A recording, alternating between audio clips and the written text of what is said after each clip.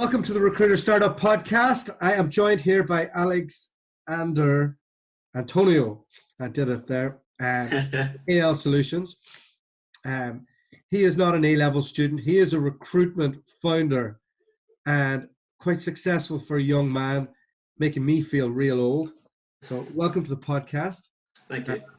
Congratulations on your success to date. We reached out to you because you guys were one of the best new agencies recommended by the REC. How did you find that process of making that application first off? I thought it was first it was quite interesting because I've never had to do anything like that before. I filled out all the sort of the forms and sort of the pitch process through myself, which took me back to being in school, a lot of essay writing. But I found it interesting. I thought we've got some really good stuff, and our sales are really strong, and our growth has been really strong. And like you said, we're a very new agency, all quite ambitious. And I thought, well, just give it a go and see what happens. Where are you based? Sorry? Where are you based? So we just recently in November, so I say recently, but it's been a while now, we moved into London Bridge. Okay. Prior to that, we're in a little town outside in Surrey, in Wallingham. So London Bridge, did you get any rent relief on whatever you signed? Unfortunately not.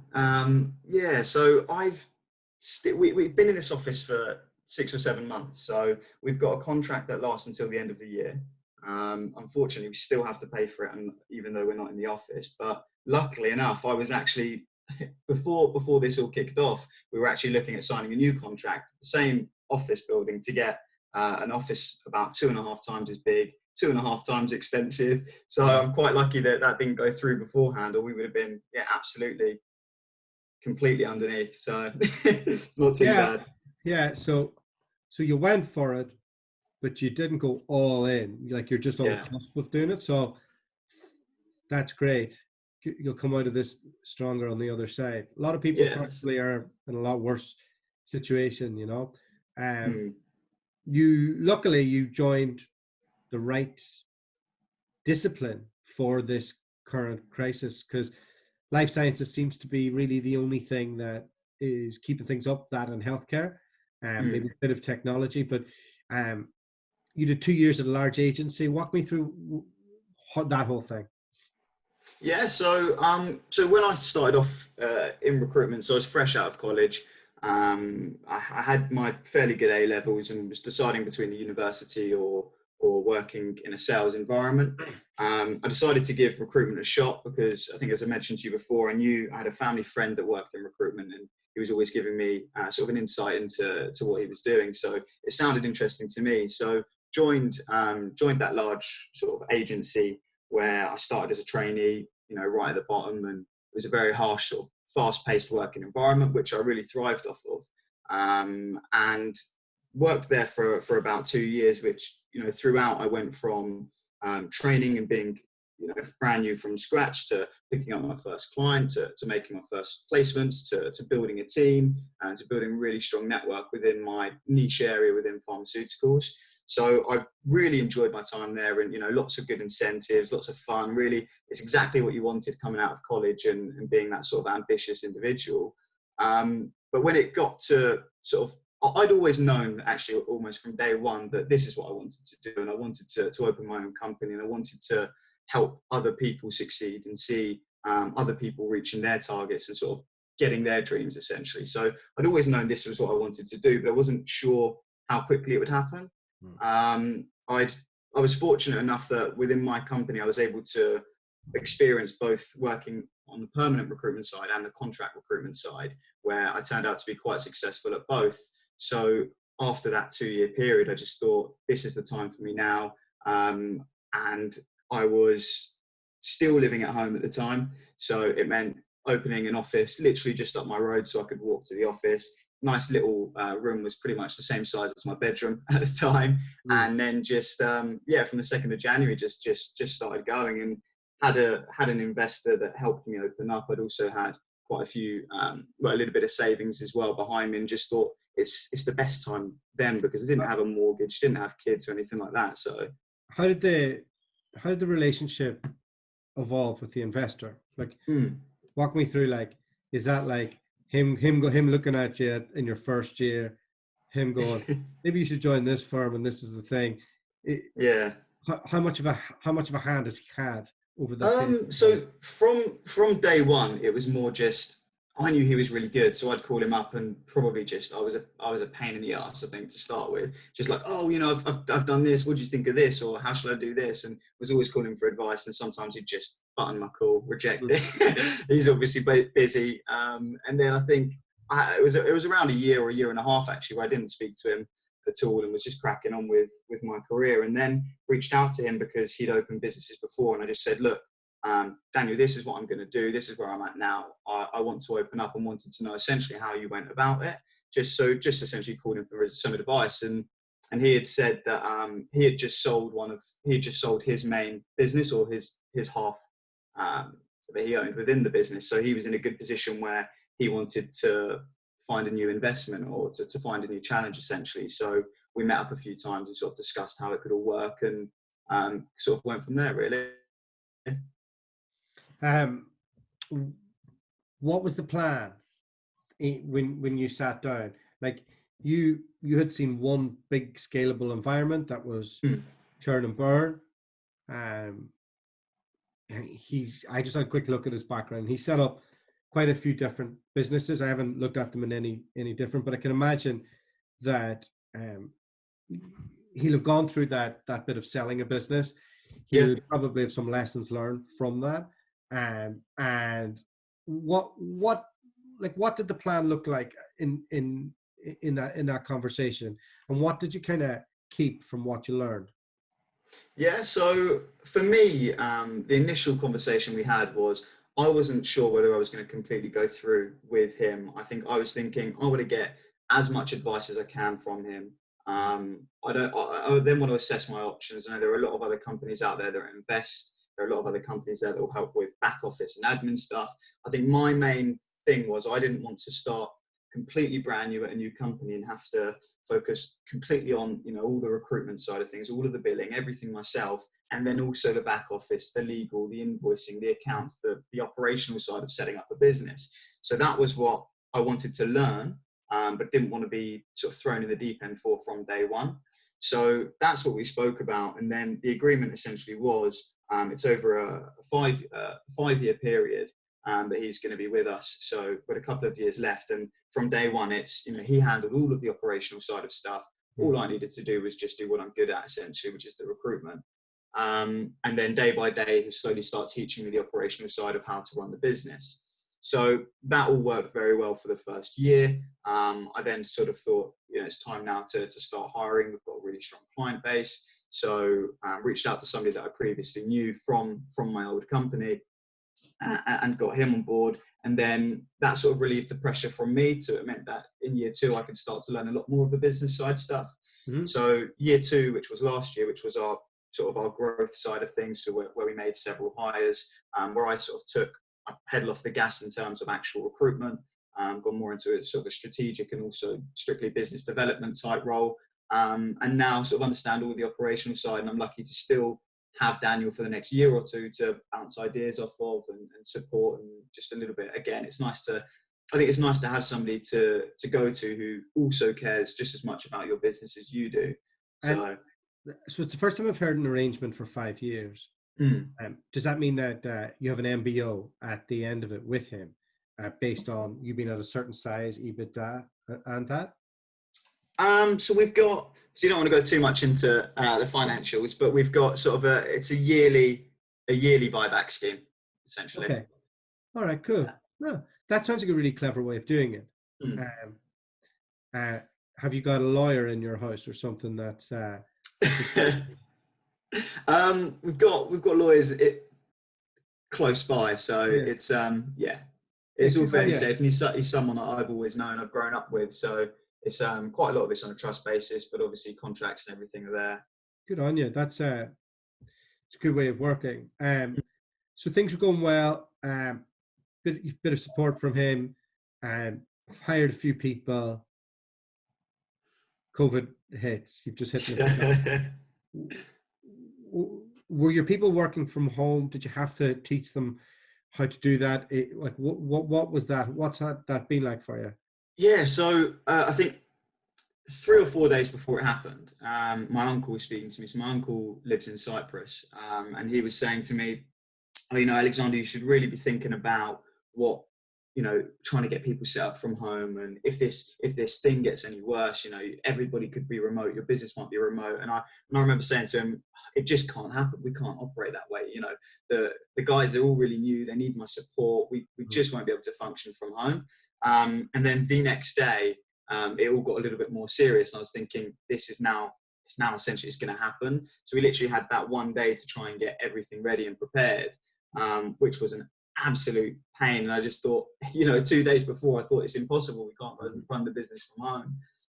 So I was ordering laptops in for everyone, trying to get up all these softwares and everything sorted. And but I think it's funny how humans. I think it's amazing how we adapt so quickly. I think, like I said, this would never have been something that I thought would be possible. But now we're doing morning meetings over Microsoft Teams. We're catching up throughout the day. It's not too bad at all, really. It's not as bad as I thought. And I think it's making me think, when we do go back to the office, maybe we'll give some more flexibility. And everyone's working really hard and everyone's working really well. So I can see it definitely being better for us in the long run anyway.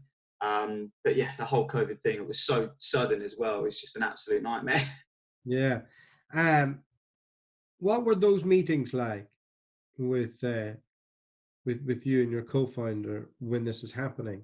Because I can tell you, we're having like serious crisis meetings. We have an NED who is saying, like, "Show me your books. Where are you at?" Okay. He's like, "Everything's fine." He's like, just don't panic. It's fine. Write it out for a little bit. You'll be fine by July. It's okay. Just try and scrape what you can between now and then. It's all okay. Yeah. Like you're in a slightly different position where you just went, like, because you just got a big office, you just hired quite a few people. Oh, it was, yeah. I mean, it was ridiculous. I mean, in January, we hired 2 new trainees. We had 2 people start in December, and everyone was really quite new, because my sort of idea was I want to train and coach people my way. I want loads of little Alexander Antonious running around in the office. So everyone was quite new. And we were thriving. We were doing, everything was going so well. Our clients were loving us, just giving us business left, right, and center. And I couldn't ever see anything having a negative impact. So I was just grow, get bigger offices, get more people. And then this hit. So the meetings were sort of, it was a shame, because I thought this was our year where we're going to absolutely go crazy. And then was thinking next year, looking at offices in New York to open up the US side of our business. And it just looked absolutely insane. But then when this happened, the meetings were a little bit more right. So now we've got 3, 4, 6, 12 months. Nobody really knows of where this is going to stop. I think we're quite lucky that, because I've always focused contract and permanent, we've got really large contract books. So, monthly income from contractors is still staying relatively the same. They're all still working, which supports, it keeps the lights on essentially. But it's not so much cash flow issues, or it's not so much the money isn't there. It's more the opportunity loss. It's the money that you're not making because of this that impacts the sort of the business plan in the future. So it's been difficult. I mean, we've got everyone working 4-day weeks now, just to make sure people are busier during those 4 days, and to keep people a little bit more excited, I suppose, as well, because working 5 days twiddling your thumb isn't great. So, but yeah, we've managed okay, I suppose, and we're quite fortunate. So it's really ambitious to be looking at America, hey? Yeah, definitely. I'm glad you didn't pull the trigger on that. No, it's always got to be a slightly long-term thing. But I'd say it was sort of towards the back end of last year, we said, right, now this is what we're going to do in terms of branching out into the US. So the first point of call was all of our current clients who's got operations in the US, and reaching out to those. And fortunately, a lot of those companies were willing to sort of put us in touch with their partners on the East Coast. So we've got quite a large sort of network on the East Coast. And then it's actually, this year it's been bigger than our European operations so far. So it's looking strong. Yeah, good stuff. What's your roadmap? When do you think you'll exit, or when do you think you'll get a first event? Because it sounds like you put everything in place really well for like from day one, you're in the right space. You good contract book. You seem to have an international approach. Uh, Mm. yeah. What does that look like? Is that an 8-year plan? Is it a You know what? I think it's really difficult because it changes so quickly in terms of What was it before COVID?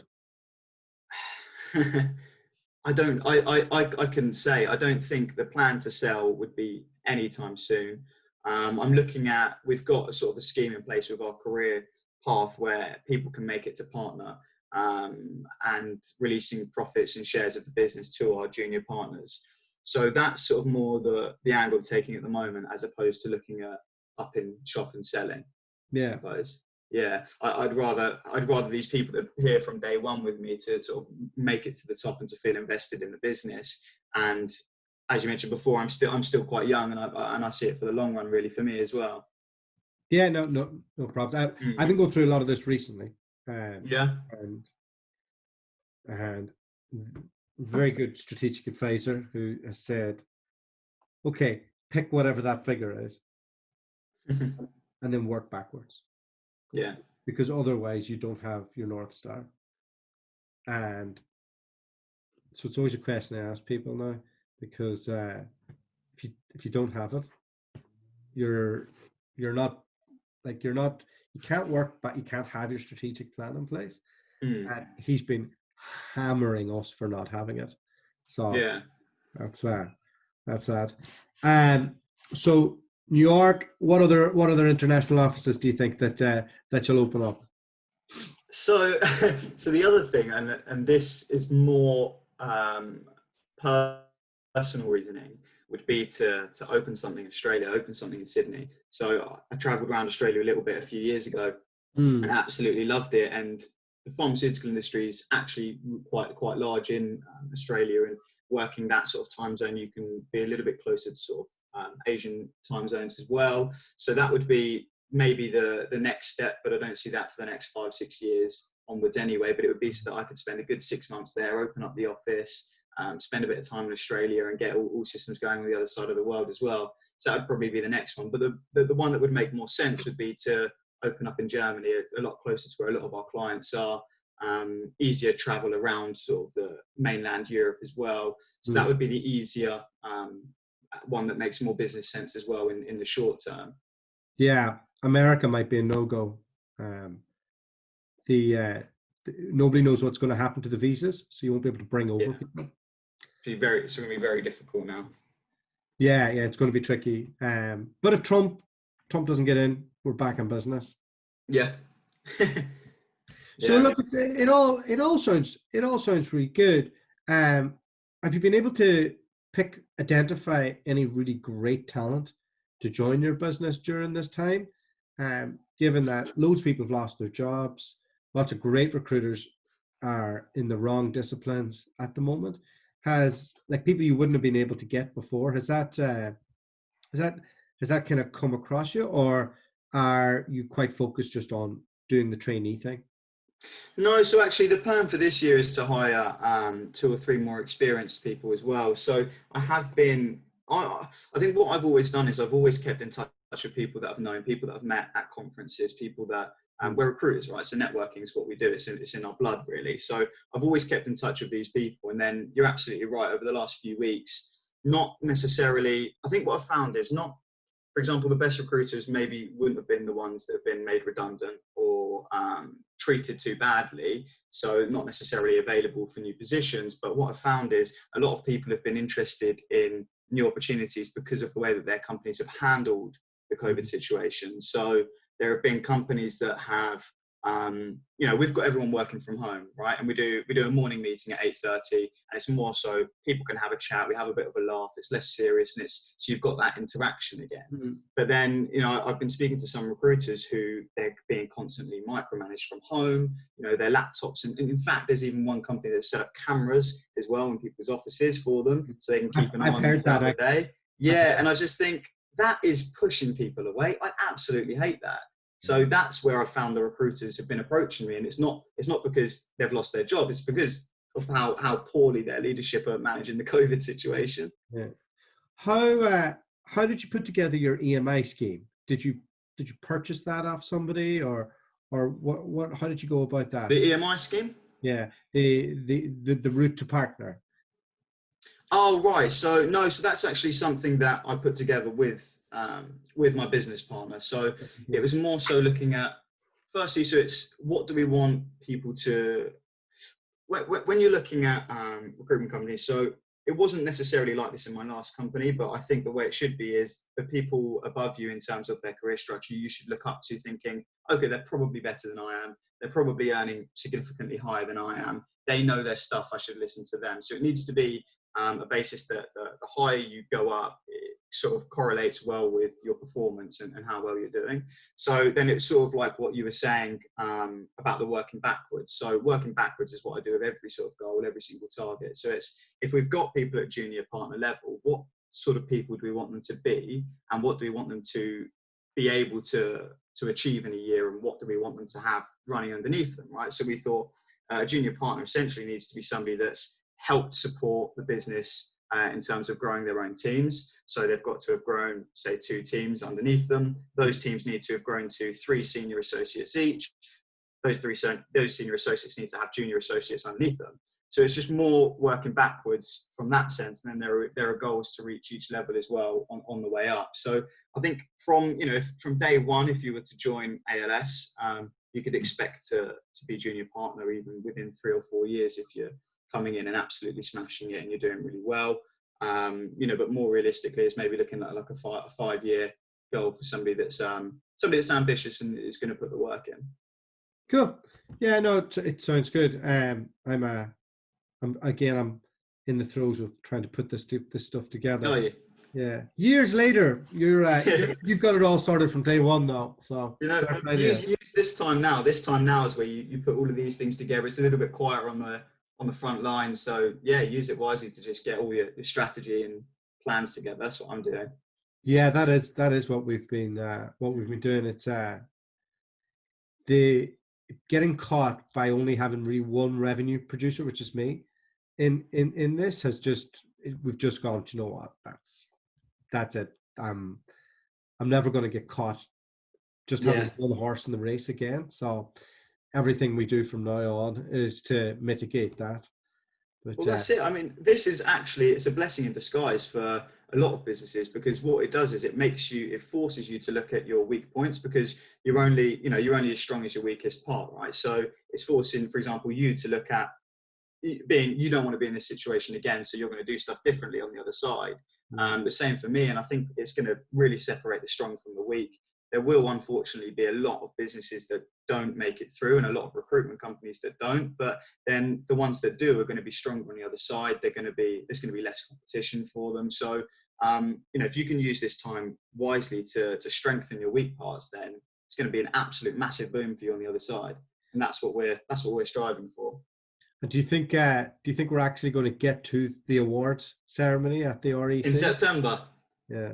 Yeah, no. When they first moved it to September, I was thinking, okay, yeah, that seems likely. But now we're already in May, and nearly even the middle of May. Time's just going so quick. I think, we've got this announcement now on Sunday. I think we're going to have, that's going to be maybe a lessening, on social that's going to be a lessening.